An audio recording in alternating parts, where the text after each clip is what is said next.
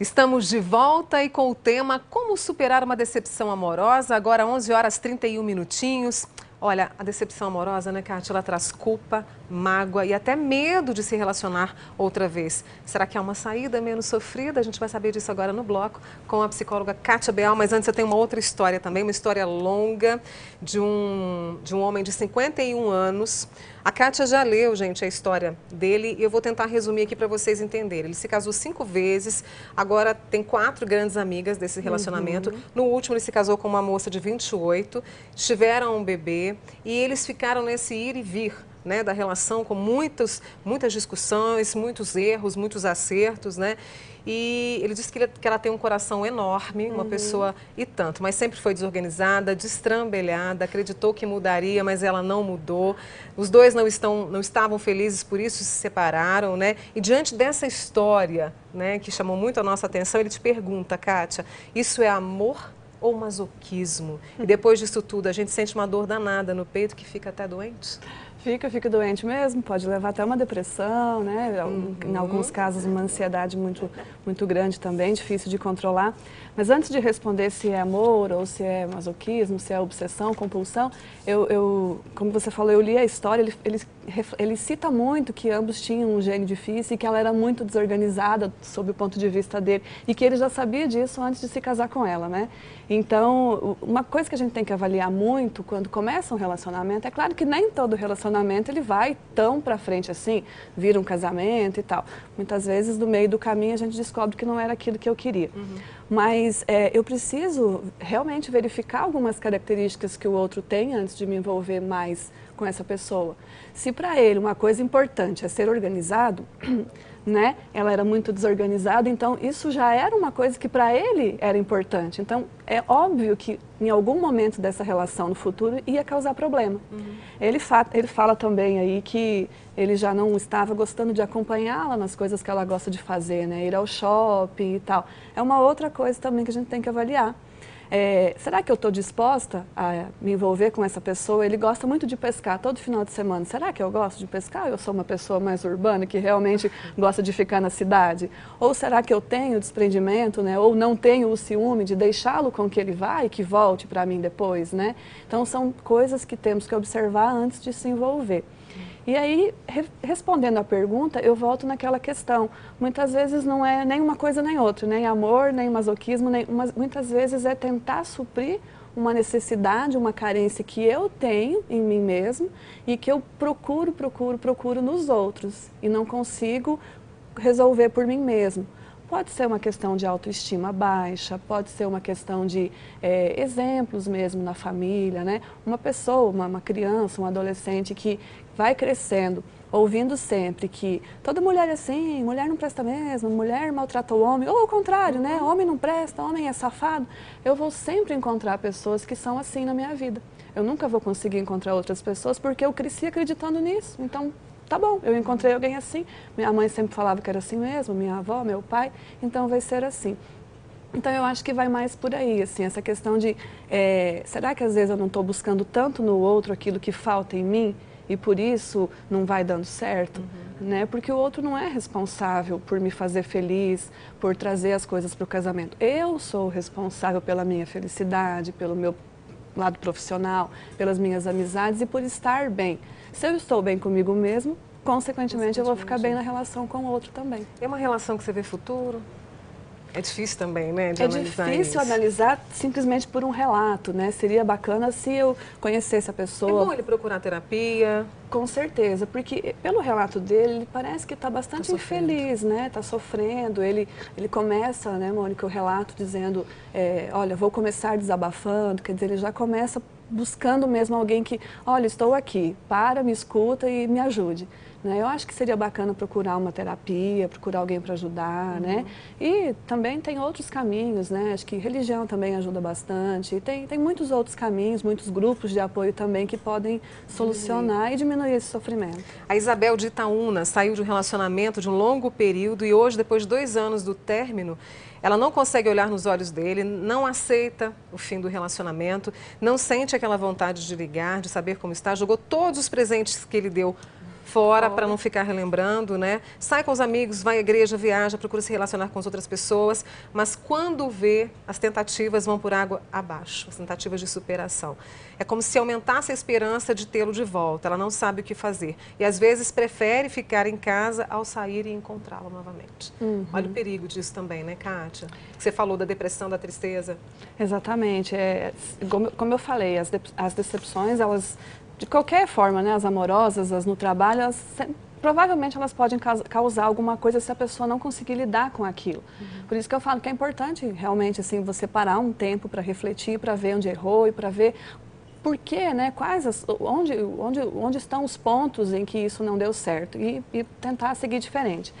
Mas, assim, é natural mesmo que a gente não queira mais ver, que queira jogar as coisas fora. Algumas pessoas são assim, né? Tem algumas pessoas que até o cheiro do perfume do outro passa a incomodar, né? Encontra alguém na rua com aquele perfume, nossa, lembrei de fulano. Né? Então, o bacana também, eu recomendaria também buscar ajuda. E tem uma coisa muito importante, Mônica, que assim, eu não sei se é o caso dela, não estou falando diretamente para a Isabel, mas tem muitas pessoas que elas são rejeitadas emocionalmente e elas continuam insistindo naquele parceiro. Parece que ser rejeitada deixa com aquele gostinho de querer mais. Aí que eu quero mais, agora que eu vou provar para mim mesma e para ele que eu vou conseguir ter essa pessoa. Igual eu estou falando, eu não conheço ela, não dá para saber pelo relato. Mas é muito comum na prática do consultório a gente perceber isso. Né? A mulher é rejeitada, ou o homem também, mas costuma acontecer mais com mulheres. Pela prática mesmo, não tem nenhuma estatística que comprove isso, mas pela percepção. As mulheres, quando elas passam por uma rejeição, aí que elas querem. Que vão insistindo naquilo que não vai fazer bem. Exatamente.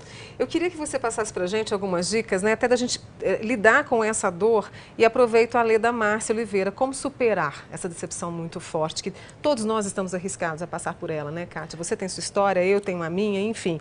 Como acreditar no relacionamento depois de tanta dor? Quais são as suas dicas? Realmente, todos nós podemos passar por uma decepção e isso é natural. Né, dos relacionamentos, se a gente entrar numa relação achando que nunca vai se decepcionar, é uma ilusão muito grande e é por isso que elas acontecem também, porque as pessoas entram numa relação com uma ilusão mesmo muito grande, com uma idealização muito grande do parceiro. Então as dicas seriam essas, não idealizar muito um parceiro, uma parceira, não idealizar muito essa relação, procurar ter sua autoestima sempre em dia, né? Fazendo coisas que gosta, tendo o seu momento, para o seu exercício, para suas amigas, para os seus amigos.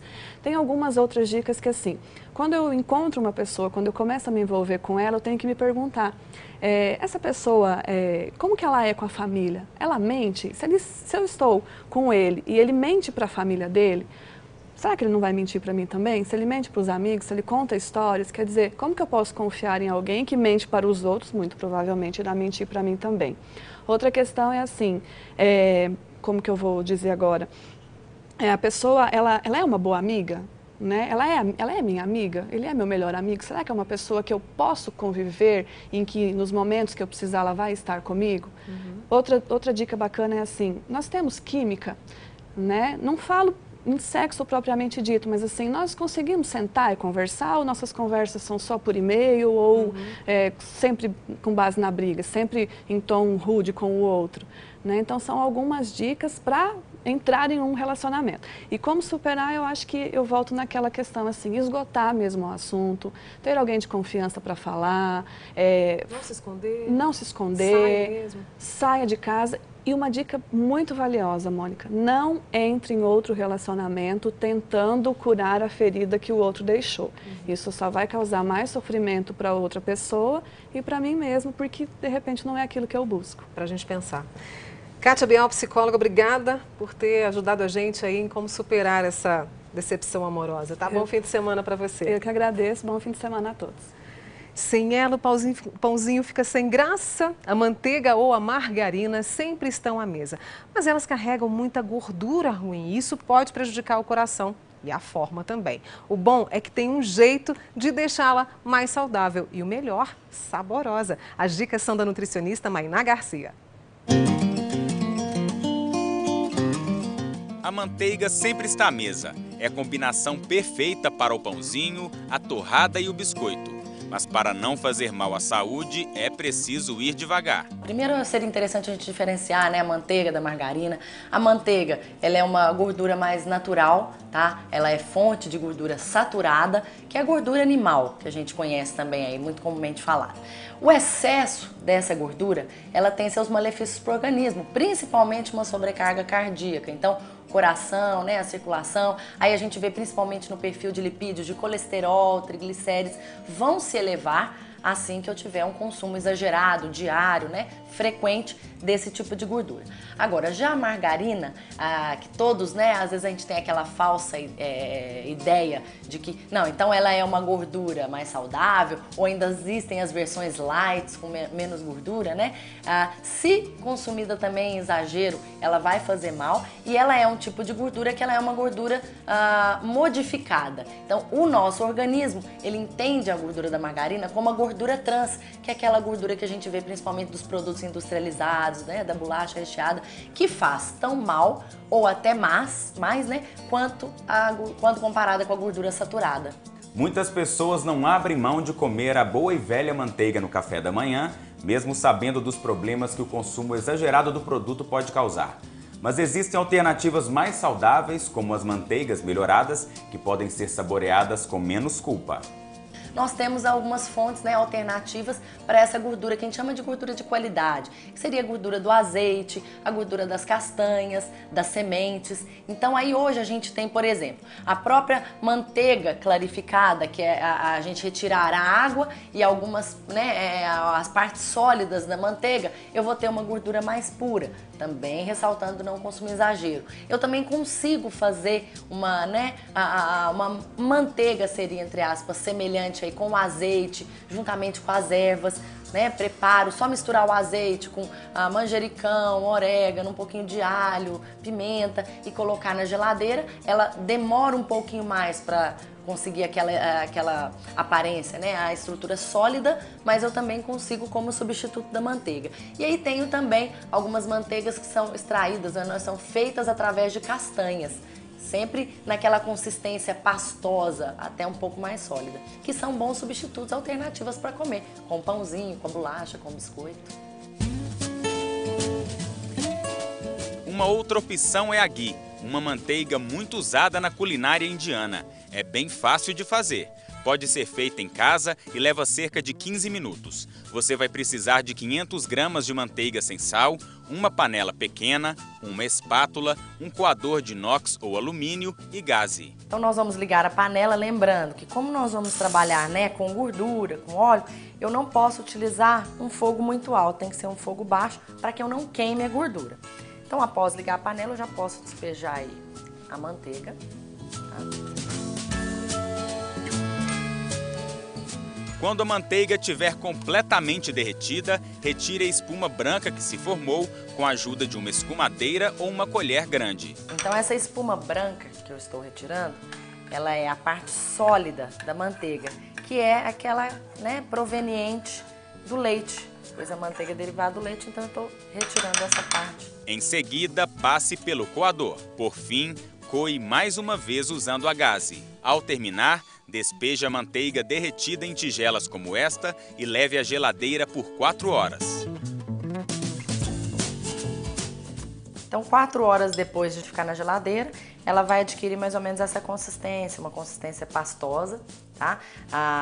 E além dela também, né, ela fica saborosa, fica gostosa. A gente também fez aqui uma já levemente pronta de azeite. Ela não fica tão consistente quanto a da manteiga, mas ela também fica bem saborosa, bem gostosa. Nós misturamos ela aqui com algumas ervas que tem muita utilização também, tanto na culinária quanto no quesito saúde. As ervas naturais, elas têm ação antioxidante, além de darem um sabor muito gostoso, né, a qualquer tipo de alimento que a gente utiliza.